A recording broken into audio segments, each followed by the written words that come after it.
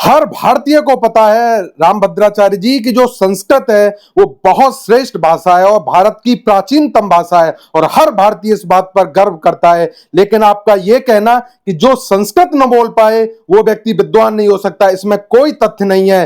प्रेमानंद जी महाराज जिस भाषा में बोलते हैं वो भगवान कृष्ण की भाषा है, वो ब्रज की भाषा है, वो हिंदी की एक लिपि है और उस लिपि का आप अपमान कर रहे हो, क्योंकि इससे कुछ दिन पहले ही मराठी और हिंदी को लेकर के कुछ राजनेता अपनी रोटियां सेक रहे थे और आप अब हिंदी और संस्कृत को लेकर के अपनी रोटियां सेकना चाहते हैं। आपको यह कतई शोभा नहीं देता।